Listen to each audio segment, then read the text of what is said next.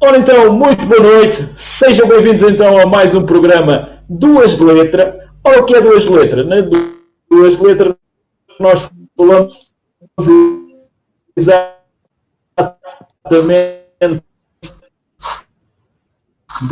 de cultura. Não sei se conhecem esta música.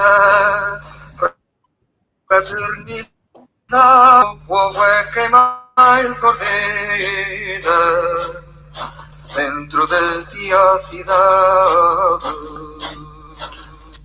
Ora bem, eu não sei se a gente foi boicotado, não sei se vocês me conseguem ouvir, mas eu fui abaixo num instantinho. Eu acho que foi a censura que me censurou. Agora já voltei, já voltámos todos. Não sei se ouviram esta música, não é? Aquela música que foi colocada na rádio. E hoje vamos falar exatamente aqui no Duas de Letra, vamos falar do antes e o depois de 25 de abril. Este ano faz precisamente 50 anos. Mas para isso vou deixar a minha cara amiga e colega Natália Batista fazer a apresentação com os nossos convidados especiais de hoje.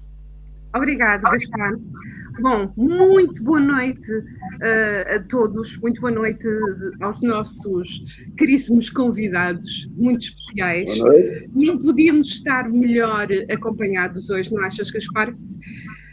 Efetivamente, nós temos um tema de extrema importância, digo eu, é a minha opinião, e eu gostava de começar por pedir a cada um dos convidados para fazer uma breve apresentação.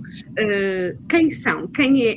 A Marilena já cá esteve também no nosso programa, no entanto há pessoas certamente que não viram e, portanto, acho mais importante voltar a fazer uma pequena apresentação cada um. E já lá vamos ao tema, ok? Força, Marilena. Primeiro as senhoras. Claro, Helena. Evidentemente. Boa noite a todos. Maria Helena Peixoto, tenho 48 anos, sou professora, uma apaixonada por poesia, teatro, história e uma apaixonada pela vida. Muito bem. Epá, Antes de começar, é só para avisar a minha cara colega aqui do lado. Peraí que isto um gajo engana-se. É a minha cara colega. O Casimiro também já é residente aqui na nossa Lamas TV. O Casimiro já esteve noutros programas, também com o movimento poético, também com o grupo do Orfeão, onde também faz parte, não é? Fez parte daquele filme, daquele célebre filme relacionado com Histórias em Mim. E okay. Também, exatamente. Portanto, já tem alguma coisa aqui na Lamas TV. Portanto, Casimiro, então... Eu já percebi que o Casimiro é muito conhecido, sem dúvida, é uma pessoa muito conhecida, mas para mim vai ser a primeira vez que vou estar num programa com o Casimiro. Okay. Por isso, até para mim será muito importante também ouvir a sua apresentação, porque é a primeira vez que está no Duas de Letra comigo. Muito bem, então vamos lá, Duas de Letra. Ora bem, eu tenho só mais 20 anos que a Helena, não é? Coisa pouca, isso é pouca. É uma coisa pouca. Tenho 68 anos, sou Casimiro Fernandes, sou advogado, sou transmontano e pronto, a poesia veio só depois dos 60, mas pronto, mas quem corre por gosto não cansa e cá estamos nós a correr. Boa, e muito simpático, digo eu, acrescento eu. Muito obrigado. Bom, eu acho engraçado esta situação, veio depois dos 60, mas veio com muito tempo, não é questão de ser depois dos 60, veio com muito tempo, e hoje lá está, nós vamos falar exatamente depois do antes do 70, 74 e depois do 74, portanto vamos falar muito também com o Casimiro, porque o Casimiro deve ter muitas histórias, principalmente, Casimiro, tu tinhas 18 anos em 74, certo? 18 anos, exatamente, 18 anos. É acabados de fazer, ou não? Mais ou menos, pá, fiz os anos em janeiro, portanto foi em abril, de maneira que Novinho. É por isso é que eu agora tenho. Por isso é que agora tenho 68. Há 50 anos tinha 18. As contas são muito boas de fazer.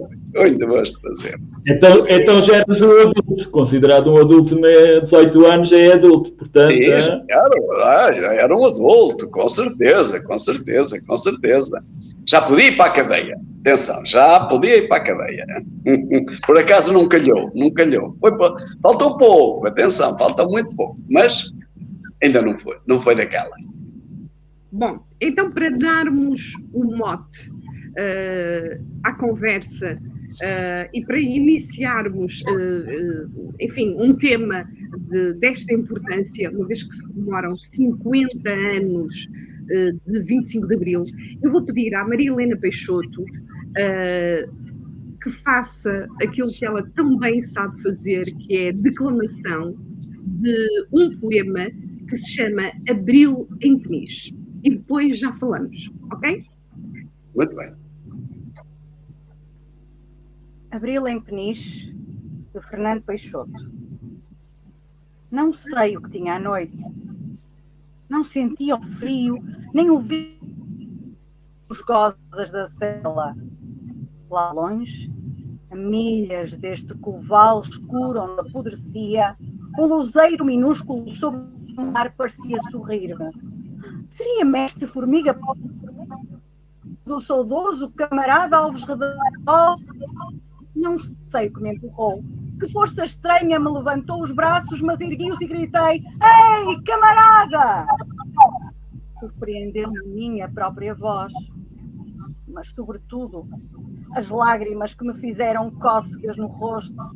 Ai, aquela liberdade de trabalhar o mar como quem lavra a terra e ver nas redes os frutos de Neptuno, semeados ali, no cerro padeiro, no prado líquido do mar de Peniche. Do fundo da noite, rastejou até mim um eco profundo e cavo, e pareceu-me ouvir um grito: Liberdade! Fechei os olhos. Para quando o teu regresso, liberdade? Liberdade de Deus a quem amei a vida inteira. Redol estendeu a mão amiga e magra sobre o meu ombro. Sorri. O camarada estava ali falando-me do Zé, Diabo Negro, do velho Zarro, do Tó dos Safios e de tantos marinheiros conhecidos. Do fundo da noite, crescia o rumor em eco de um grito oriundo do fundo dos tempos. Liberdade! Liberdade! Quem? Quem gritava assim com uma voz que enchia as paredes graníticas da cela? Como uma melodia pairando no vento, seria Spartacus? E do fundo do tempo crescia, e rasgando a noite crescia, e encurtando o espaço crescia, e já não era apenas uma voz, era um cor enorme que crescia, era um cor enorme que se aproximava do forte de Peniche, onde nessa noite calma de abril, onde sepultados vivos, esperávamos há muito o fim da noite. Tremeram as portas de ferro. Rangeram os gonzos.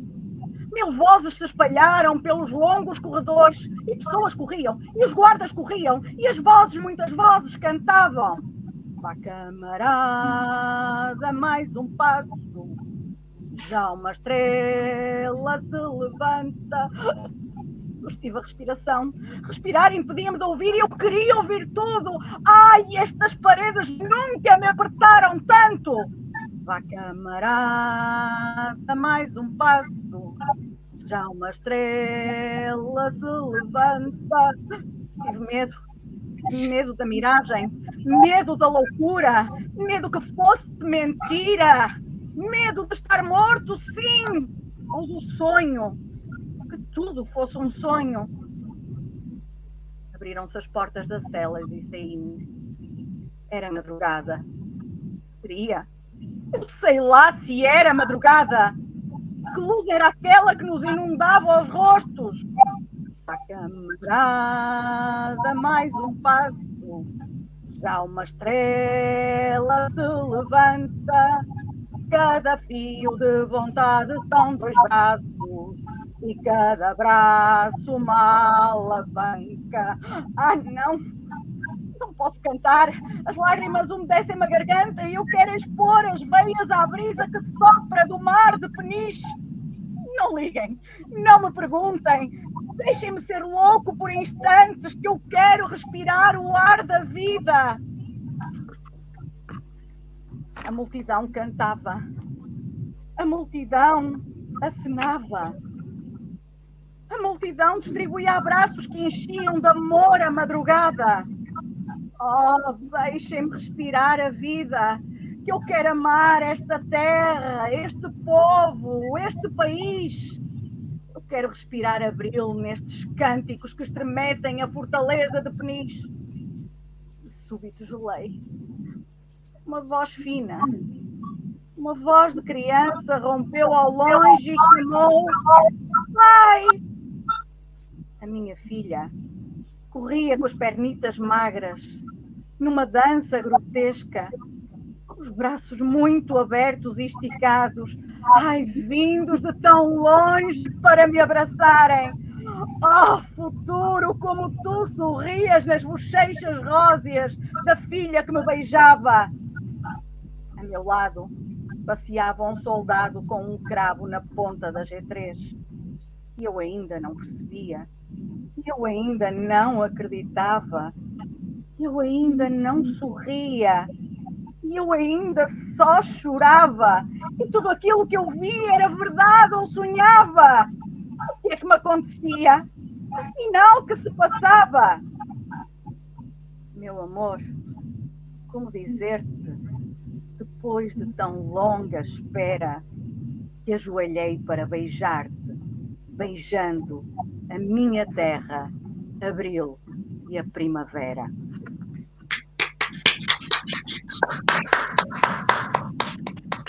Bem, muito bem, muito bem, muito bem. Muito bem. Muito sentimento aí nesse poema. Muito. Casimiro, ouviu aqui retratado uma realidade que lhe diz muito mais a si, até do que a qualquer um de nós. Ou seja,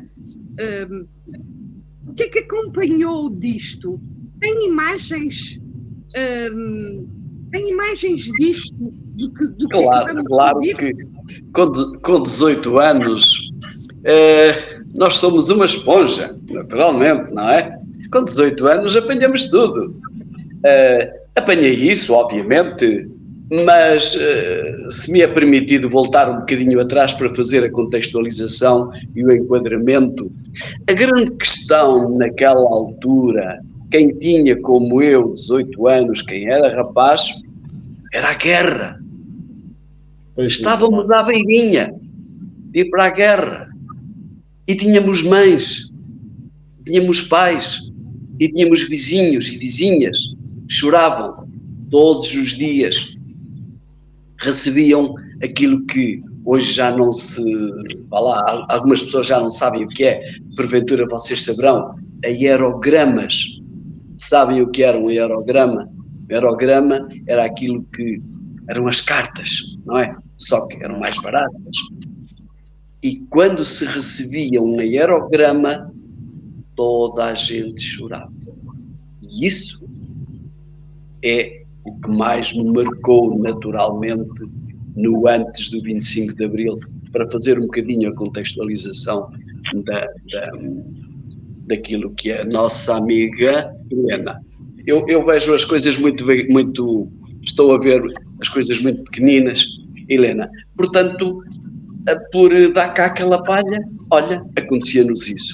Mas como miúdo, como rapaz, o problema era a guerra. O problema era a guerra. E era uma guerra ainda por cima que ninguém queria. Era uma guerra injusta, uma guerra que estávamos aqui a lutar por quê? Não é? Quer dizer, enfim, andávamos a estudar para quê? Quer dizer, era uma desmotivação terrível. Portanto, Helena, mas posso dizer mais qualquer coisa, mas... Força, mas... Forte é isto, Aliás, eu tinha aqui um poema, e posso dizer um poema, se vocês se entenderem por bem. Queremos, sim, senhora, claro que queremos. Okay. Então pronto, então vamos lá dizer. Nem penso que acabamos o programa sem dizer aqui uns poemas também. Agora, eu queria saber também um bocado das suas vivências dessa altura. Já me falou da guerra. Consegue dizer-me como é que se vivia naquele tempo, antes do 25 de Abril? O que é que via à sua volta? Como é que as pessoas viviam? Como é que as mulheres eram tratadas? Enfim, que histórias é que mais o marcaram do antes 25 de Abril? Mas se calhar vamos fazer isto uma coisa de cada vez, não é muita informação mesmo para o Casimiro também. Primeiro vamos fazer assim. Não, eu respondo com todo gosto. Está tudo envolvido. A grande questão era, éramos pobres, agora não somos ricos, mas, claro, a vida daquela altura era tremendamente mais difícil. Eu sou de Trás-os-Montes, não é? Sou mesmo lá do Nordeste transmontano. Os meus pais tinham 2 filhos a estudar, que era um bocadinho maluco, não é? As pessoas os pais até eram criticados. Mas os filhos andam a estudar, isso é só para os malandros e tal. Portanto, ainda havia esta mentalidade, ou seja, ou ias para o seminário, para padre, não é? Quer dizer, ou então, se ias estudar era para ser malandro. Os tipos andam lá e tal, a passear os livros, aquelas coisas que vocês já sabem. Uns vitelos, portanto, o meu pai tinha vitelos, tinha vacas, era agricultores, não é? Diz, mas é com os vitelos e tal. Portanto, quer dizer, estávamos nessa mentalidade ainda, felizmente, tive pais, não é?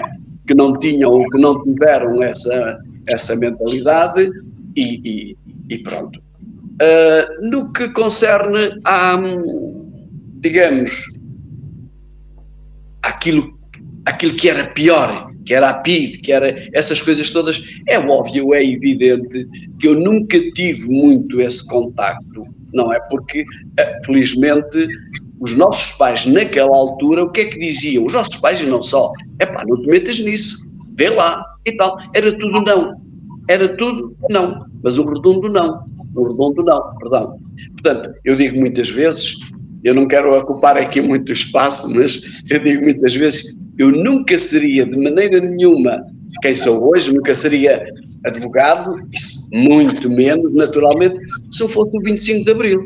Porquê? Porque naquela altura, aqueles nãos todos, isto antes do 25 de Abril, não faças, não tal, vê lá, e pronto, esses nãos todos, naquele dia, ou naqueles dias, mais propriamente, e o 1º de maio, primeiro de maio de 1974, esse é que foi mesmo ali a abertura, e pronto, e a partir daí as pessoas começaram a ter a liberdade.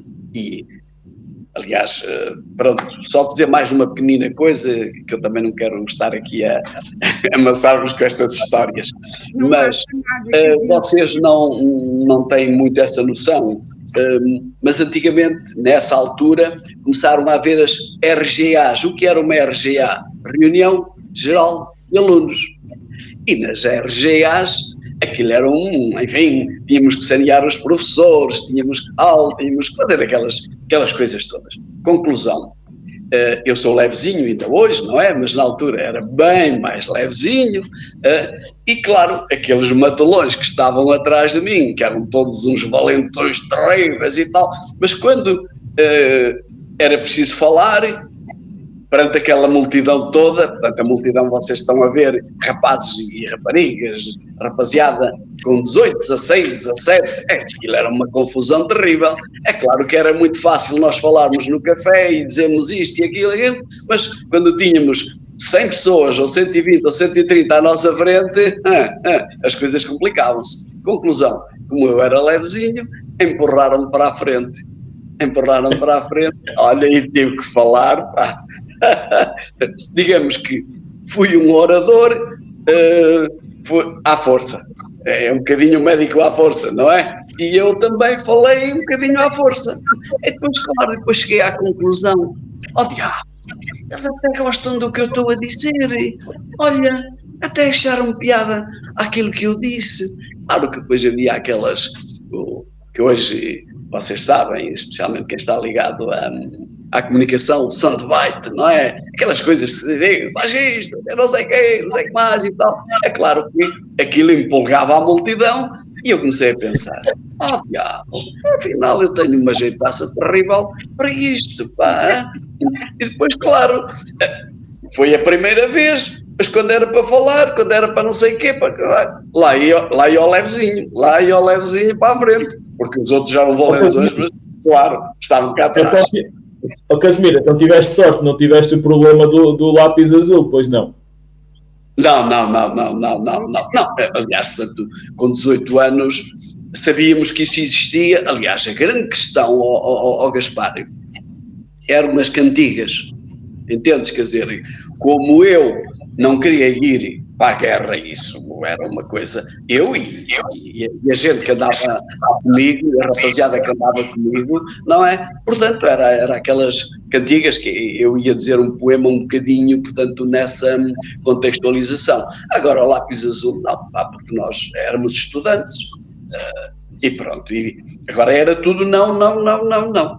Era tudo não. É isso ou não. Aí vê lá se te metes, aí vê lá se vais. As raparigas. Natália, vocês, eu acho que as raparigas que naquela altura eram como nós, era tudo não. Elas também, coitadas, também não podiam namorar, não podiam isto, não podiam aquilo. Era tudo não. E depois pronto, abriu-se. Que as raparigas não eram muito diferentes dos rapazes. É evidente que ainda hoje, porventura, não é? Os pais, as raparigas e não sei o quê, e tal. Mas na altura eu não notava muito isso. Não, nós éramos amigos, aliás. As minhas amigas ainda hoje, talvez as melhores amigas, são as minhas colegas da escola, até mesmo da própria escola primária. De maneira que nunca tivemos esse problema. Helena, qual é o papel, na tua opinião, qual é o papel do professor, tu que és professora, numa altura destas? Tu tens crianças ou já não são assim tão crianças? Qual é a média de idade dos teus alunos? Presentemente eu estou com meninos e meninas entre os 10 e os 17 anos. Portanto, é uma faixa etária muito diversificada. Ou seja, sendo tu alguém que eu sei que vives muito intensamente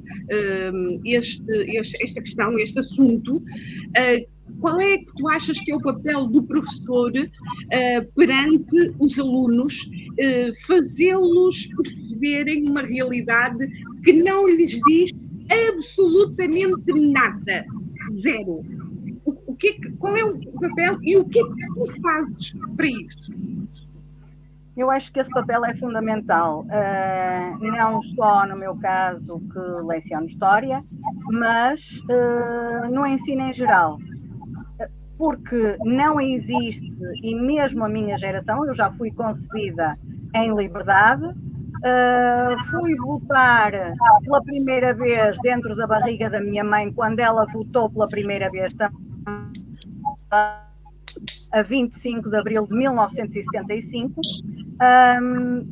e a minha mãe gravidíssima, eu nasci 2 meses depois, e de facto foi muito importante e foi fundamental, não tanto no meu caso a escola, mas toda uma herança familiar e todo um conjunto de vivências eu acabei por beber desde muito jovem.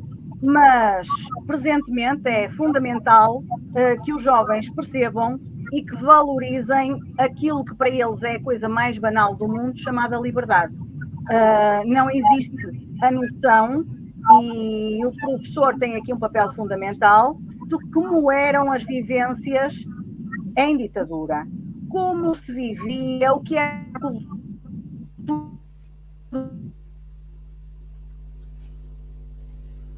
cultura do proibido, porque havia muito.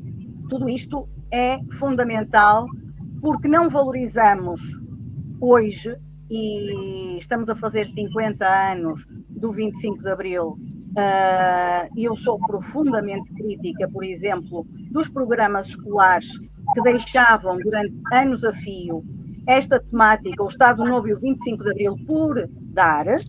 Ou aconteceu então... comigo o 25 de Abril ficava no fim do livro de história, quando nunca lá chegávamos. Portanto, Exatamente. Não se falava do 25 de Abril. Força. Eu cresci e estudei sem falar esse tema na escola. E se calhar por causa disso é que nós hoje temos a comemorar os 50 anos do 25 de Abril, 50 deputados de extrema-direita na Assembleia da República. É muito importante que tenhamos a noção de que esta construção da liberdade não foi de todo uma coisa fácil, de que as vivências da geração que viveu a ditadura foram profundamente duras, de que tínhamos mais de 30% de analfabetos daqui em Portugal, de que foi necessário fazer todo um trabalho de ensino, de escolarização, de formação e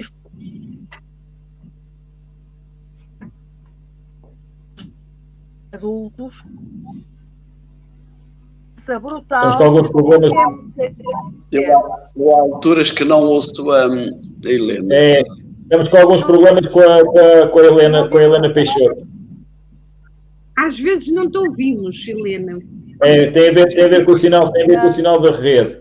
Tem a ver com o sinal da rede também. Mas isto são contingências exatamente destes programas quando são feitos assim, são feitos através da internet. Às vezes o tráfego. Continua, por favor. Parou agora?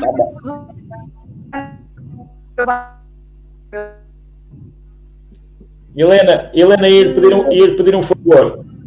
Eu ia pedir um favor à Helena, não sei se ela me consegue ouvir. Helena, ia pedir que saísse e voltasse a entrar outra vez, se não se importar. Porque isso às vezes pode entrar em conflito e acontece isto. Eu vou aproveitar também para pedir ao Casimiro para o tal poema que ele queria recitar há pouco, que eu fizesse agora neste momento, se ele não se importar, não é? Não importa nada. Mas diz-me uma coisa, Gaspar. Eu depois posso dizer outro poema, claro. Mas se calhar não temos tempo, pá, vê lá. Eu não quero vamos deixar fluir, Casimiro. Agora escolha um poema e logo então pronto. Eu iria dizer um poema, o tal poema que me marca do antes. Sim, senhora. Menina dos olhos tristes, o que tanto a faz chorar? O soldadinho não volta do outro lado do mar. Vamos, senhor pensativo, olha o cachimbo a apagar. O soldadinho não volta do outro lado do mar. Senhora de olhos cansados, porque a fatiga o tiare? O soldadinho não volta do outro lado do mar. Anda bem triste o amigo, numa carta o faz chorar. O soldadinho não volta do outro lado do mar. A lua que é viajante é que nos pode informar. O soldadinho já volta do outro lado do mar. O soldadinho já volta. Está quase mesmo a chegar. Vem numa caixa de pinho. Desta vez o soldadinho nunca mais se faz mal.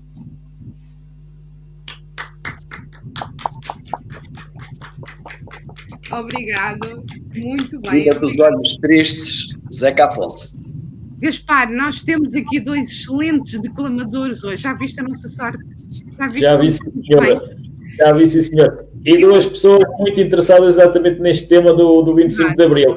Isto que havia para aí, no mínimo, para aí umas 6 regras naquela altura, desde os rapazes para um lado, as raparigas para o outro, não é? Nas escolas, desde que... Não, havia a situação que eu falava. Vamos No só liceu- a Helena terminar Força. o time dela, uma vez que foi Força. colocada aqui pela aplicação. Helena, estás a ouvir? Estás bem aqui, agora? Helena? Não estás. Como é que é possível? Calma, olha, vamos continuar. Estávamos a falar então da situação, também do lápis, não era? Os rapazes, primeiro os rapazes para um lado, as raparigas para o outro. Depois tínhamos a situação também do tal lápis azul, que era a tal censura, da tal. Não havia Gaspar, deixa-me ter aí uma colherada, porque, claro, eu sou desse tempo naturalmente, mas isso era patético. E porquê? Porque, de facto, quando saíamos, os rapazes iam para um lado e as raparigas iam para o outro. Mas na sala, no liceu, estávamos juntos.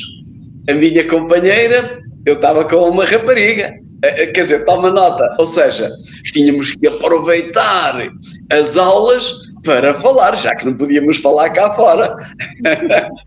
É um bocadinho patético, naturalmente, não é? Ou seja, namoravam nas aulas. É isso que quer dizer, não é? Com miúdos, portanto, chama-lhe isso, convivíamos, mas falávamos e eu ainda agora sou amigo de muita dessa gente e não perdemos o fio, imagina o que era estar ao meu lado, estávamos ao meu lado horas, não é? Depois quando chegava o intervalo, uns iam para a direita, outros iam para a esquerda. Pronto, era Helena, isso. voltaste. Voltei. Voltei. Tu paralisaste-te de uma maneira que não... Helena, por favor, dá seguimento ao teu raciocínio sobre o que estavas a falar. Eu estava a contar um bocadinho aquilo que faço para trabalhar com os jovens e os adolescentes sobre estas temáticas. Sistematicamente eu tenho feito todos os anos, tenho construído uma exposição com eles, com os trabalhos deles, sobre o antes e o depois do 25 de Abril, para que fiquem com a noção do que é e do que eram as vivências antes e depois.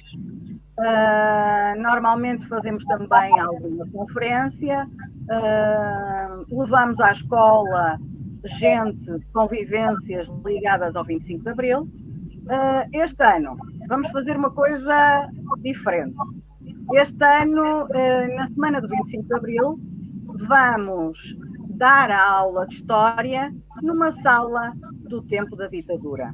A Junta de Freguesia de Santa Marinha tem a reconstituição de uma sala de aula do tempo do Estado Novo. Contudo, de facto, de uma fidelidade histórica extraordinária. Bonito. E a nossa aula de História vai ser in loco. Vamos viajar no tempo até ao Estado Novo. Boa. Ok, Helena. Olha, Helena, se precisares da minha ajuda, já sabes. Claro que sim. Claro que Está aqui um voluntário. Muito bem. Helena, só por curiosidade, a primeira coisa era cantar o hino. Claro que sim. E depois, se a professora fosse muito devota, rezar um Pai Nosso, uma Ave Maria e uma Sagrada Rainha. E a receptividade dos teus alunos a estes trabalhos? Ao Consegues longo deste ano tem sido muitíssimo boa. E eu tenho percebido, até porque eu vou mantendo contacto com as várias gerações que me vão passando pelas mãos via redes sociais, sobretudo, eles vão recordando. E já vou sendo professora, fui dos pais, neste momento já sou dos filhos, os pais já falavam aos filhos nas atividades que faziam no 25 de Abril, nas visitas de estudo em que iam e, obviamente, a segunda geração também vem já com exigências, não é? Querem fazer muitas das coisas que os pais fizeram, querem ir às mesmas visitas de estudo, porque de facto foram situações marcantes. E estas situações são muito do que marca o percurso escolar de um aluno. São as coisas que nós recordamos quando somos mais velhos. há pouco falaste exatamente nessa herança que tens, e eu sei do que estás a falar, não é? Do nosso querido Peixoto. Há sim alguma história que te tenha marcado mais? Tu és talvez a mais novinha de todos aqui. Não sei muito bem ali entre ti e o Gaspar, não sei muito bem quem é que é o mais novo, mas se não és a mais nova, és quase. Há alguma história que tu gostasses de destacar aqui do antes, contada pelo teu pai? Sim. Há várias e várias em relação à família, no geral, porque do lado paterno havia gente muito empenhada na resistência.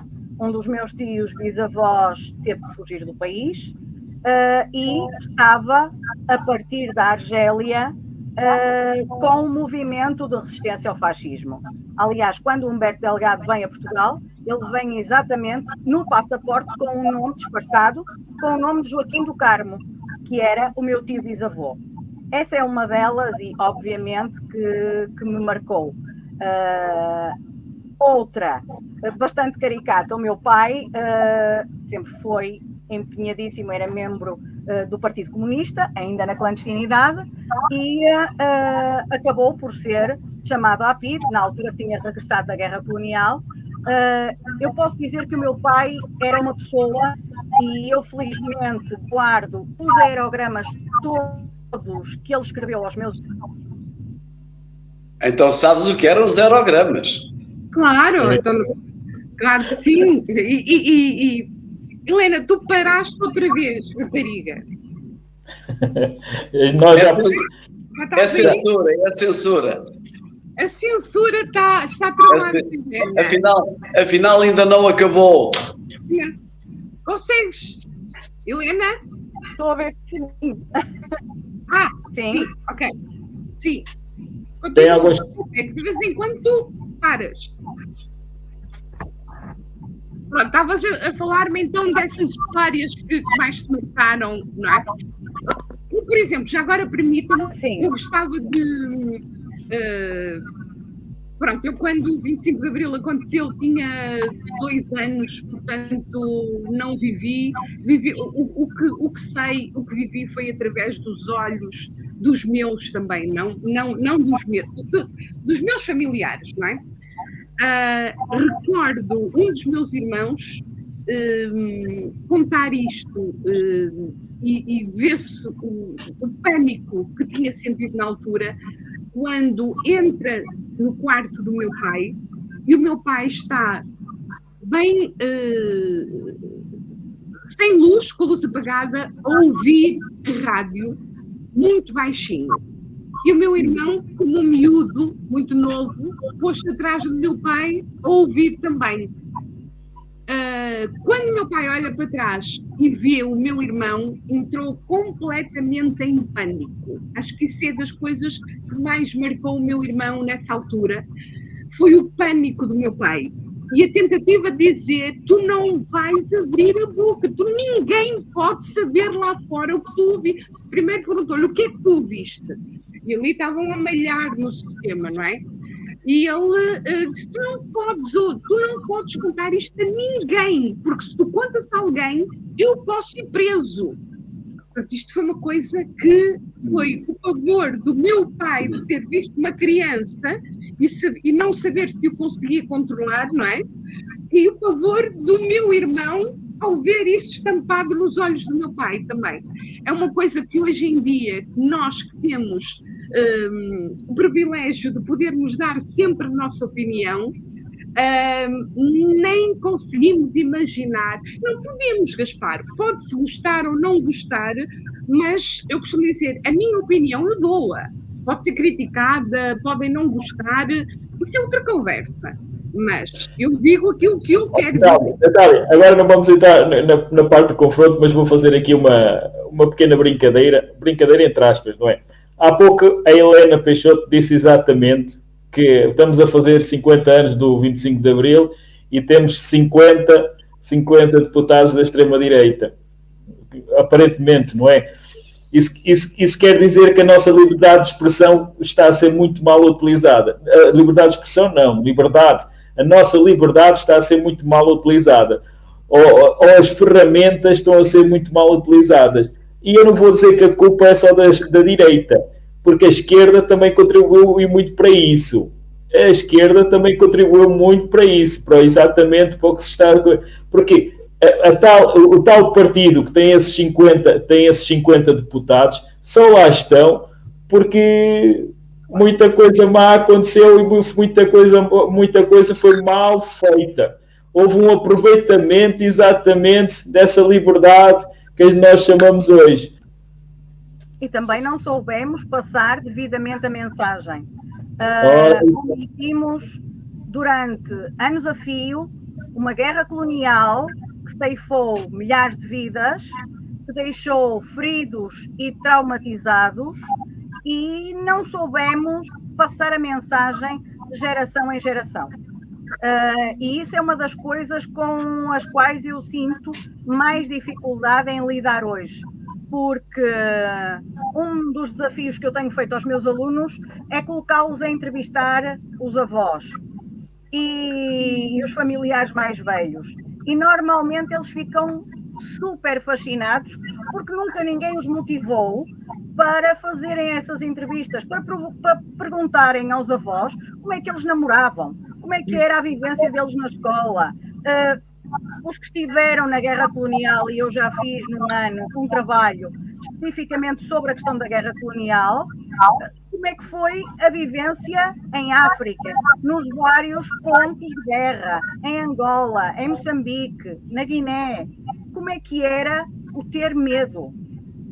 Estas coisas, para nós, geração pós-25 de Abril, são coisas de um passado muito longínquo, não é um passado tão longínquo assim. Não é tão...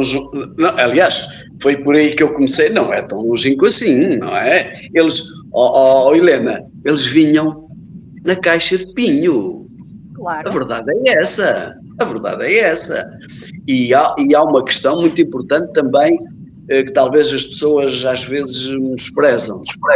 Muitos vinham completamente maluquinhos. E eu digo maluquinho neste sentido de...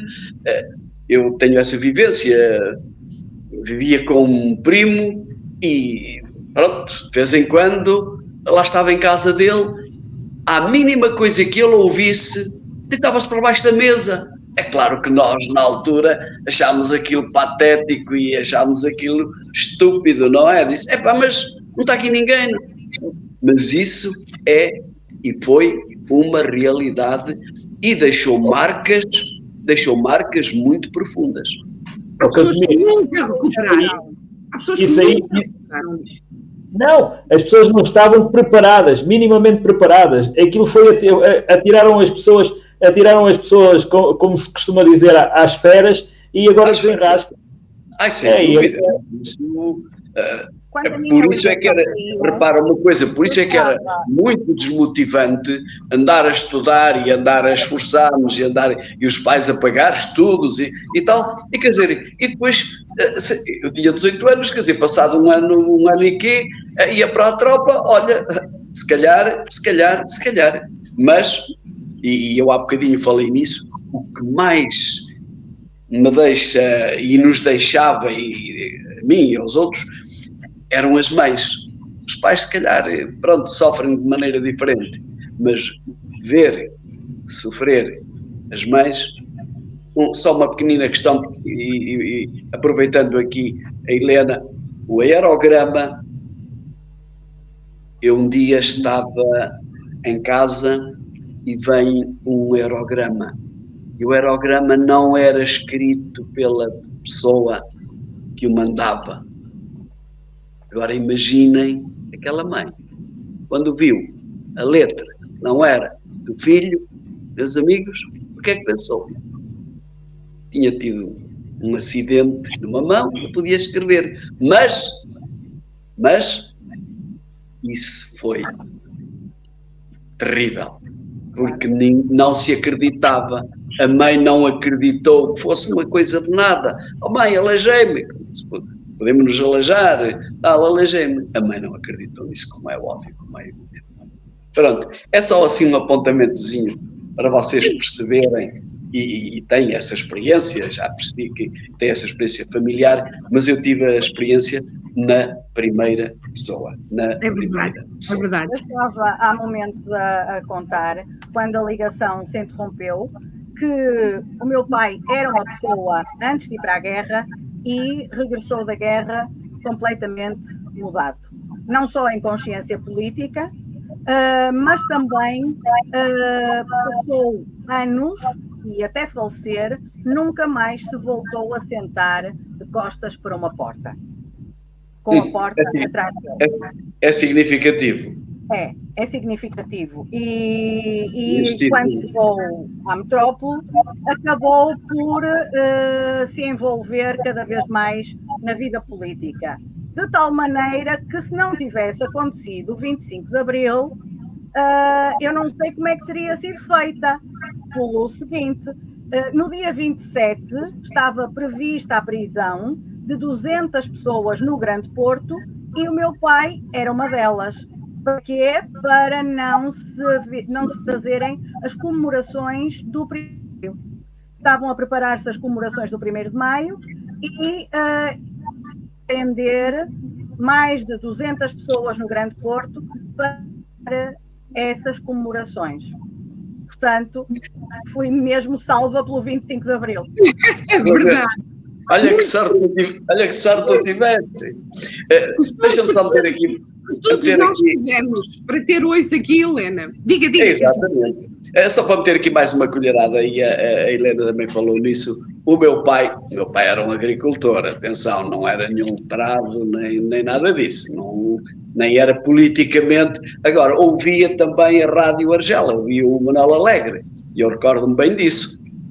E ouvia sempre com a janela aberta. E sabem porquê? Porque ele ouvia, estava com um olho no burro, desculpando o termo, e outra lá fora, um no rádio e outro na rua. Não viesse o diabo de selas, não é? Eu também achava um bocado estranho, mas claro, depois quando comecei a crescer, comecei a perceber qual era a grande razão. Mas essa rádio, eu por acaso não o tenho, a minha mãe depois ficou com ele, não sei, se calhar alguém, mas desapareceu de casa, mas era um rádio que eu gostava, aqueles antigos, naturalmente, não é? E o meu pai ouvia a rádio na cama, mas estava sempre com o radar ligado. Muito bem.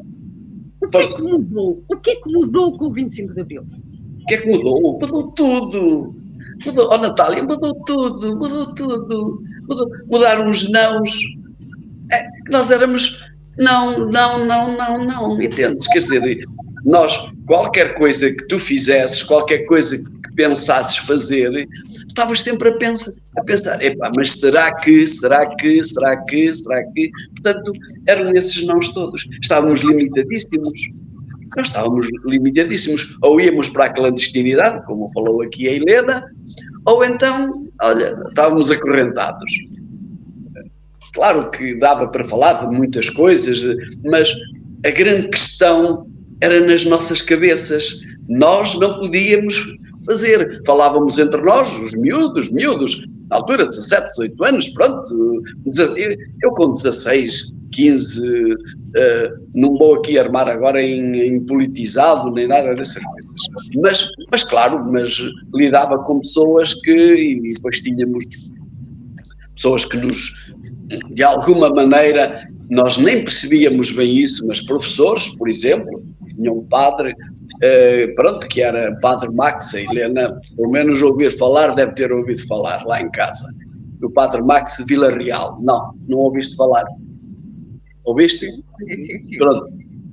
Foi morto, penso, não tenho agora a certeza, foi assassinado talvez em 76, não tenho a certeza. Assassinado pelo MDLP, à bomba. Exato, à bomba. Portanto, tínhamos eu sou de Bragança, mas de toda a maneira, portanto, nessa altura havia as RGAs, havia essas reuniões de alunos, não é? Portanto, e éramos visitados e visitávamos e falávamos, pronto, houve muitas coisas. Se me perguntares o saneamento dos professores, etc. Hoje, voltando atrás, é óbvio, é evidente, não é? Pronto, enfim, houve muitas coisas que não estiveram bem. Miúdos, eu, por exemplo, falar com os capitães, é que depois nós achávamos que podíamos falar cara a cara, não é? Com toda a gente.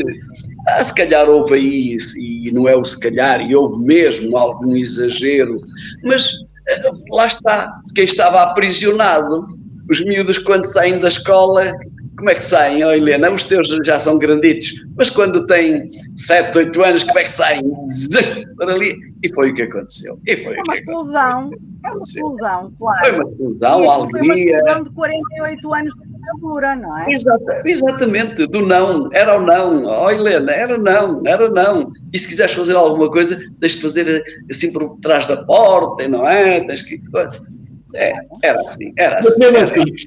Mas mesmo assim, ainda houve a possibilidade de fazer algumas coisas. Eu lembro-me que, por exemplo, na América houve o Woodstock, cá em Portugal houve o Vilar de Mouros. Vilar de Mouros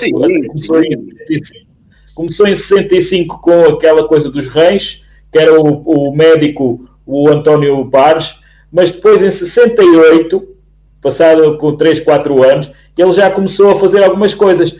Embora a gente saiba que o tal lápis azul, ali censurar sempre, houve umas músicas do Zeca Afonso, porque depois ele conseguiu pôr o Zeca Afonso, depois conseguiu pôr a Amália, conseguiu pôr o GNR, inclusive conseguiu trazer cá o Elton John, que naquela altura o Elton John já na Inglaterra era um virado do avesso, não é? Isto para nós era completamente fora. Mas eu vou-vos deixar aqui um desafio que até foi proposto, uma peça de teatro que estreou ontem, exatamente no Porto, que é da Palmilha Dentada, que a mim deixou-me fascinado exatamente pelo nome da peça. E se o 25 de Abril não tivesse acontecido? E se tivéssemos continuado a viver com o medo? Com esse não? Vocês já imaginaram esta situação? Eu estou a falar isto. A tal peça de teatro de Palmilha Dentada que estreou ontem no Teatro Carlos Alberto. Eu já disse, nunca seria, podia ser se calhar, sei lá, empregado das finanças ou empregado não sei de quê, mas advogado não era de certeza absoluta, isso não era, não podia falar. Eu estaria presa, de certeza absoluta. Pois, e até se calhar estaria presa. Não, a ideia a mim não a mim não prendiam porque a minha ideia era fugir. Atenção, quer dizer, nós já estava tudo tratado, era para fugirmos. Claro que isto era a cabeça, naturalmente, se calhar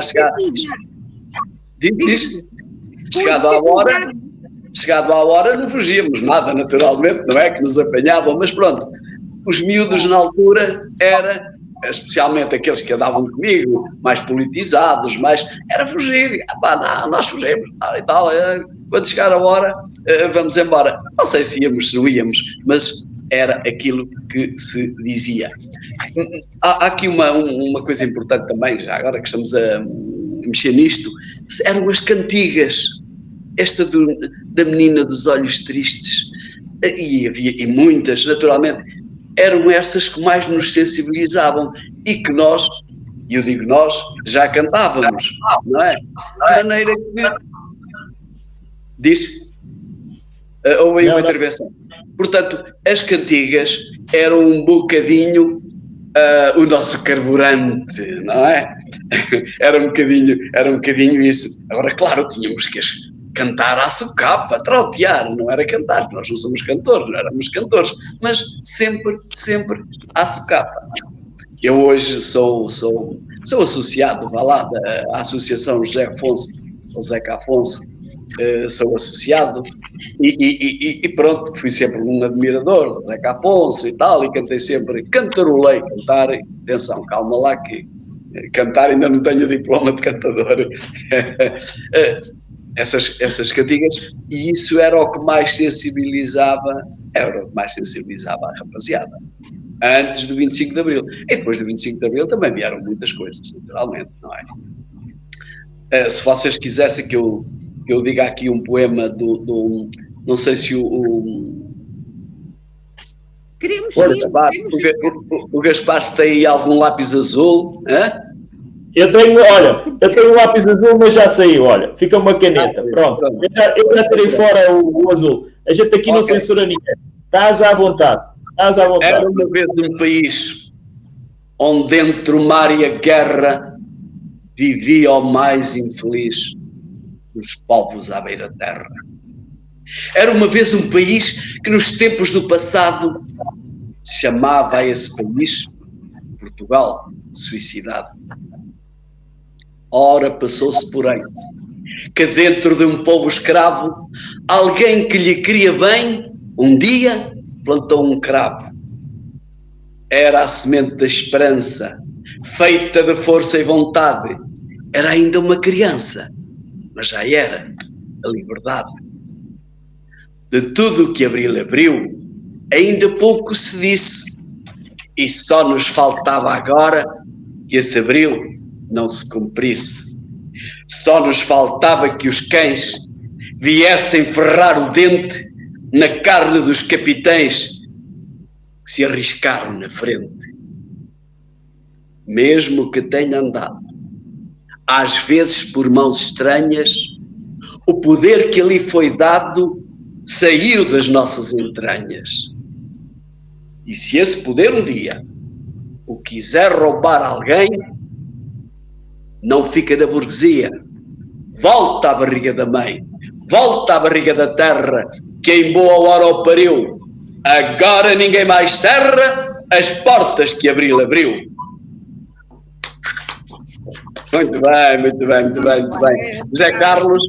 José Carlos Jário dos Santos, as portas que Abril abriu. É verdade. Muito bem, muito obrigada. É fantástico esse poema. É verdade. Esse poema é daqueles que marca toda uma história. E uma das coisas, por exemplo, que eu considero verdadeiramente fascinante, e falando agora de canções, foi quando em 73 a Tourada consegue torear a censura. Exatamente. Ao Festival da Canção. Exatamente. E depois chegar à Eurovisão. É fantástico. Verdade, sem dúvida. Eu acho que é um dos momentos paradigmáticos da nossa história.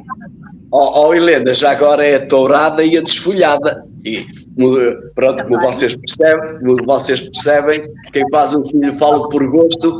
Ai, credo, santo nome de Maria, não é? Quer dizer, isso vai-se já para o inferno, vai ser inferno direitinho, vai-se já para o inferno.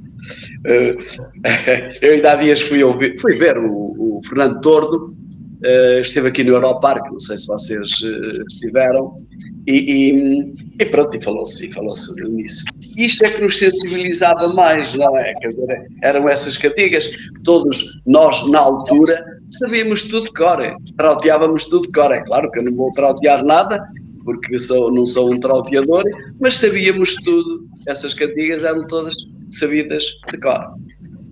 Ora bem, a tourada que fala exatamente a Helena, do Fernando Tordo, era qualquer coisa como isto. Toreamos ombro a ombro as feras, ninguém nos leva ao engano, toreamos mano a mano, só nos podem causar dano de esperas. Entram guizos, chocas e capotas e mantilhas pretas, entram espadas, chifres e derrotas e alguns poetas, entram bravos, escravos e bichotas, porque tudo mais são tretas. Está tudo dito, são tretas. São tretas, é tudo treta, pá. É verdade. Muito bem. E nós, de facto, temos que agradecer aos poetas que conseguiram, utilizando metáforas, ir toreando a censura, não é? Claro. Mas o engraçado, há aqui uma coisa também engraçada. Nós temos estado a falar esta parte da mais política e tudo. Eu gosto muito do humor e comédia, mas se calhar os melhores anos de humor e comédia, sem ser a parte brejeira, que é uma da liberdade de expressão, que é a liberdade, que é podemos ter o Fernando Rocha a dizer ladies and gentlemen e aquelas coisas todas que ele costuma dizer e outros mais, mas aquele forte da comédia foi exatamente nos anos 30, 40. Estamos a falar do Vasco Santana, do António Silva, da Graça Alves, esse pessoal todo, com aqueles filmes todos que foram ícones naquela altura e que se fazia humor sem precisar de utilizar aquelas palavras que nós hoje em dia usamos, brejeiras, não é? Sem precisar de utilizar o calão, que é tão nosso, que é português. Quem hoje em dia não diz um palavrão, mas naquela altura, sem precisar de dizer palavrões, sem precisar de falar muito, se fazia a comédia. E então a portuguesa naquela altura estava mesmo no top. Nós éramos considerados dos melhores. A escrever, e tínhamos gente então na revista fantástica, de maneira, e temos que lembrar aqui um extraordinário Raul Solnado, que de facto era um ator fabuloso. Aquele sketch da guerra. E torneavam, enfim, a censura, torneavam os homens de lápis azul, mas já agora deixem-me dizer também uma coisa, e isto é poesia, isto é vida. Há um grande poeta português, seu nome António Aleixo, que também, e não sei como, já dizia coisas tais como estas. Há tanto burro a mandar em homens de inteligência que às vezes fico a pensar que a burrice é uma ciência. Verdade, verdade. Não sei se foi preso alguma vez, se não. Diz? Verdade. É verdade. Aliás, ele diz outras coisas. O pão que sobra à riqueza, repartido pela razão, matava a fome à pobreza e ainda sobrava pão. Pois é. Ora bem, a Helena estava a falar deste senhor. É do inimigo. Vou parar a guerra agora aí um bocadinho. Sim. Tenho aqui um colega com dores de cabeça. Está bem. E também temos o canhão encravado. O Alfredo, que meteu a cabeça lá dentro para fazer a revista e agora não a consegue tirar. Já pusemos sabão, mas a cabeça não sai.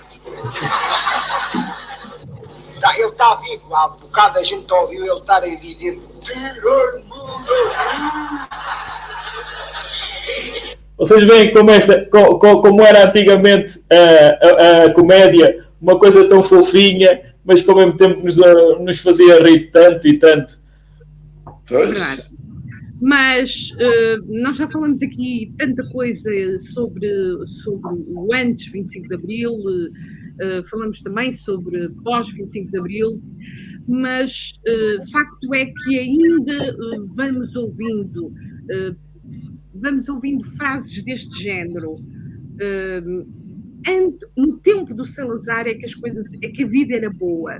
No tempo de Salazar, devíamos voltar ao tempo de Salazar. O que é que isto vos diz? É que há muito para fazer ainda. O 25 de Abril não conseguiu tudo o que era preciso. Para alguém ter este tipo de mentalidade, eu não sei se vocês também já ouviram este tipo de coisas. Isto quer dizer que há muito trabalho para fazer. Quer dizer que nunca, ano a ano, não podemos deixar cair o 25 de Abril. Não sei se concordam, querem dizer alguma coisa sobre isso? Sem dúvida, Natália. É fundamental. É fundamental ir recordando e ir alertando. Seguramente, quem diz uma coisa dessas não passou fome. Quem diz uma coisa dessas não tinha medo de falar, nem tinha um filho prestes a embarcar para a guerra colonial e sem saber se ele voltava direito ou em alguma caixa de pinho, não é? Portanto, quem como estes, quem passou 48 anos numa ditadura, quem tinha medo, quem via proibições por toda a parte, seguramente não iria dizer isso. Ou então a história não lhes foi bem contada. Portanto, é preciso continuar a trabalhar, é preciso continuar a passar a mensagem. É isso? Sem dúvida. Quem diz isso, lá está. Eu não sei se calhar estou aí a atrapalhar alguma coisa, mas o que a Natália diz é verdade. Haverá um saudosismo? Se calhar há. E há muitas patetices e nós próprios somos patetas. Agora, não se pode confundir respeito com medo. Porque as pessoas dizem, antigamente é que havia muito respeito. Pois havia era medo. Havia medo. Portanto, essas pessoas talvez estejam a confundir o que era respeito, respeitinho e tal, e não sei o quê, tínhamos que ser todos muito bem comportadinhos, e medo. As pessoas antigamente tinham respeito, pois tinham, era medo. Primeiro, era medo. O respeito, enfim, lá viria. Portanto, isso é muito importante, e se calhar aos nossos jovens é preciso dizer-lhes isso. Meus amigos, olhem que a liberdade não é algo de adquirido, não é imutável. Aliás, eu sei que o Gaspar tem o lápis azul, porque senão eu falava-vos de uma senhora... Não, fala. Vejam lá. Eu não sou preso de certeza absoluta que eu... A hora já permite. Agora com esta idade já não... Diz? Não ouvi bem. Nós roubamos-lhe o lápis. Nós roubamos o lápis ao Gaspar. Como vocês sabem, há 42 anos discutia-se na Assembleia da República a questão da IVG, interrupção voluntária da gravidez, vulgo aborto. E hoje, minhas amigas, vou falar para as amigas e para os amigos, naturalmente, volta-se a querer falar nisso. Ou seja, uma conquista das mulheres, e vocês falaram nas mulheres, uma conquista que foi uma conquista gigantesca, hoje vai-se à América, cá, já há quem diga, não, a família e tal, e essas coisas todas. Portanto, eu vou citar aqui uma senhora que se chamava Natália Correia, e que, quando se estava a discutir o aborto, houve um senhor muito importante, seu nome João Morgado, que disse: o sexo é só para fazer meninos, não é? Só para a procriação. E então, Natália Correia... Nós ouvimos isso há poucos dias. Foi? A Natália Correia... Ouvimos semelhante. Mas, exatamente, por isso é que eu estou a falar. Pega numa caneta, tira lá uma folha da Assembleia e tal, e truca. Já que o coito diz Morgado tem como fim cristalino, preciso e imaculado fazer menino ou menino, cada vez que o varão sexual petisca o manduca, temos na procriação prova de que houve truca. Sendo o pai só de um rebento, lógica é a conclusão que o viril instrumento só usou para a carroção uma vez. E se a função faz o órgão, diz o ditado, consumada essa exceção, ficou capado Morgado. Natália Correia, 1982, Assembleia da República, como vocês devem calcular, aquilo foi uma balbúrdia, o Presidente da Assembleia teve que encerrar, saiu toda a gente e tal, mas a Natália Correia é que disse isto em frente àqueles... Enfim, não vou dizer o nome deles, naturalmente, não é? Aqueles João Joões Morgados, aqueles Morgados. Grande Ok. mulher essa. A mulher. Pronto, o meu amigo Gaspar pediu para eu ser comedido, estou a sê-lo, naturalmente, não é? Só estou a dizer verdades. Só estou a dizer verdades. E isto é um poema, aliás, quando penso que foi ao 20 ou 25 anos da Constituição, alguém, eu agora não sei de cor, uma atriz, foi lá ao palanque dizer este poema. E eu digo, habitualmente, naturalmente. Porque este ano comemorou-se e está-se a comemorar o centenário do nascimento de Natália Correia. Não sei se tem essa noção. Portanto, ela nasceu em 23, novembro, eu tenho aqui setembro, 23 de setembro de 2023. Portanto, 100 anos. E merece bem que a gente homenageie. Merece ou não merece? Nós até tivemos, olha, até te digo mais, aproveitando essa situação do lápis azul e não sei o quê, se fosse o lápis azul, nós nunca tínhamos tido uma senhora de Itália, deputada, uma célebre deputada italiana, de seu nome Cicciolina, no Parlamento. Exatamente. Não. Oh, meu Deus, do que tu te foste lembrar? Opa, já passou lá tanta gente. Porquê é que não foi passado também essa senhora que para os jovens da minha idade e de outras idades foi aquela pessoa, foi uma fonte de inspiração. Estás a sugerir alguma coisa ao Parlamento Português? É isso? Estás a fazer alguma sugestão? Se calhar aquela senhora que está assim com a coisa tapada e a segurar lá a balança e essas coisas todas, até ela levantou um bocadinho para ver melhor. Admito.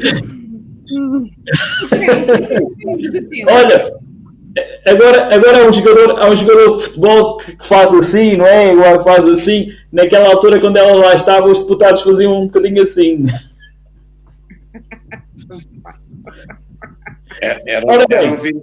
Eram virgens ofendidas, pá, isso, Deus me livre, uma coisa dessas.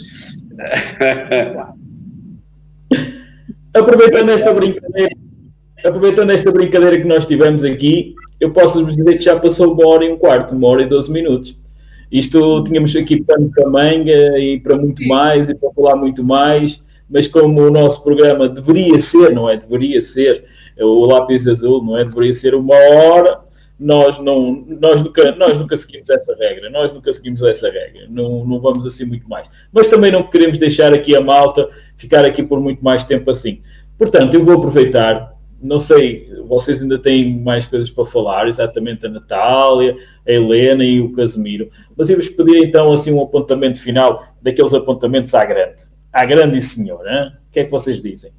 Se calhar começávamos com a Helena. Helena, um apontamento teu final. Sim, Casimiro. Eu sou a moda antiga, natural. Sou um cavalheiro à moda antiga, de maneira que as senhoras façam favor. Helena. Por isso mesmo é que eu pedi primeiro à Helena. Quer dizer, nós somos cavalheiros. Embora eu seja de 76, para que a minha cara colega não sabe a minha colheita, mas é das melhores colheitas. 76 é daquela. E então, se for uma colheita de Montinho, de Clamela, aquela colheita 5 estrelas. Mas alguém é de 76? Eu sou. Oh, meu Deus. Eu tenho que... Helena, como se costuma dizer na gíria futebolística, eu passo-te a bola, estás à vontade. Ok. Eu se calhar deixava aqui, mais do que falar no antes e depois, deixava aqui uma provocação. E essa provocação ia no sentido das pessoas fazerem uma coisa que eu faço todos os anos com os meus alunos, que é visitar o Museu do Porto, que era a antiga sede da PIDE no Porto. Acho que todos nós aprendemos muito ao ver testemunhos, e a partir da próxima semana vai ser inaugurada uma exposição temática exatamente sobre o Museu Militar do Porto como sede da PIDE, uma exposição fotográfica e com alguns testemunhos, deixava o repto de visitarem o Museu Militar, de verem o que foi a passagem do povo português pela Primeira Guerra, pela Segunda Guerra Mundial, por uma guerra colonial que ceifou milhares de vidas, e depois que passassem também pelos sítios dos interrogatórios, que eram lá no cimo, e pelas escadas interiores por onde os presos eram empurrados de maneira a caírem até lá ao fundo, e de preferência que ficassem bastante pisados, que partissem braços, como aconteceu a vários, e que percebessem que esta liberdade que nós muitas vezes não valorizamos minimamente é uma liberdade que nós precisamos de preservar e de construir todos os dias. O meu repto é só este. Aproveita a tua deixa. Antes de mais nada, Helena, olha só esta situação também engraçada. Tens o Museu Militar e ao lado, se não fosse o 25 de Abril ou depois esta liberdade que nós temos, não existia o centro comercial Stop, que foi até há pouco tempo, foi o ninho da maior parte dos artistas aqui do Porto, pelo menos da zona do Porto. Muitos artistas, desde cantores, músicos, aquilo era um ninho exatamente. O problema é que o ninho não tinha condições, por isso é que houve esta situação toda, mas houve lá intervenção, houve lá revolução, houve lá barulho, porque não queriam fechar aquilo, porque aquilo era cultura que estava-se a passar lá. Era uma coisa lá pela outra. Aquilo fica sensivelmente quê? 50 metros, se calhar nem tanto. São 2 ou 3 casas. Já que me passaram a bola, a liberdade não é nada adquirido, tem que se construir. Meus amigos, a liberdade é como as flores do jardim, tem que ser regada, tem que ser bem tratada. Porque no dia em que nós acharmos que é um dado adquirido e que deixarmos as plantazinhas que temos aí no jardim secarem, esta liberdade vem aí outra vez os papões. Eu, para terminar, vou citar novamente o José Carlos Jário dos Santos. Foi, como vocês sabem, um arauto da liberdade. E dizia ele: serei tudo o que disserem, por inveja ou negação, cabeçudo, dromedário, fogueira de exibição, teorema, corolário, poema de mão em mão, lançudo, publicitário, malabarista, cabrão. Serei tudo o que disserem, poeta castrado, não. José Carlos Jário dos Santos. Poeta castrado, não. Muito obrigada. Bom, eu queria dizer, em jeito de despedida, queria agradecer muito aos nossos convidados, dizer-lhes que aprendi muito com eles, com a Helena e com o Casimiro. Acho que foi, eu pessoalmente acho que foi bastante produtivo aquilo que falamos aqui. É preciso realmente não esquecer aquilo que os nossos convidados disseram. A liberdade não é um dado adquirido, é preciso continuar a ser trabalhada, regada, e cabe a cada um de nós fazer alguma coisa para não deixar morrer. Eu não passei a ditadura e não quero voltar a passar, e não quero passá-la, não é? Não quero que isso me aconteça enquanto for viva. Portanto, cabe a cada um de nós fazer a sua parte e passar às gerações vindouras exatamente aquilo que nós falamos aqui. Portanto, obrigado de coração aos dois, foi muito bom estar convosco e viva o 25 de Abril. As portas de Abril não podem, não devem ser encerradas. Obrigado, da minha parte, agradeço o convite. A Helena não conhecia, A Natália conhecia ontem. O Gaspar já o conheço há muito tempo, natural. Há muito tempo, há relativamente muito tempo. E foi um privilégio, foi um prazer estar aqui. É sempre, é óbvio, é evidente que é sempre um bocadinho limitador esta coisa de estarmos a olhar aqui para o boneco, naturalmente, não é?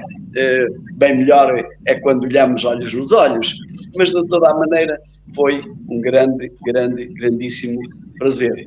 Quando precisarem para dizer qualquer coisa de mim, estejam à vontade, estou sempre disponível.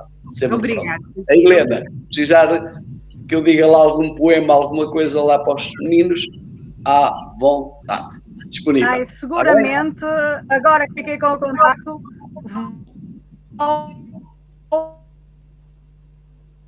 Continuamos com o problema. Helena, um problemazinho do teu lado que volta e meia. É tal situação muito absurda. Repete o que disseste que não ouvimos. Estava eu a dizer que seguramente agora que tenho o contacto do Casimiro, vou convocá-lo para a minha revolução escolar, que eu todos os anos trabalho na revolução. Muito obrigada. Bem. Foi um prazer com estar todo o gosto convosco. e com toda a disponibilidade. Muito bem. Obrigada. Ora bem, da parte da Lamas TV, não é? Queria agradecer-vos vocês terem aceito o convite que cá estarem hoje aqui no nosso programa. Um programa que é cultural, mas hoje foi um bocadinho mais político. Foi politicalizado, assim, um bocadinho de nada. Mas pronto, não há problema nenhum. Nós não utilizámos o lápis azul, não fazemos nada disso. Estivemos aqui todos à vontade a falar. O tempo passou rápido. Até parece que de expressão, amigo. É liberdade de expressão.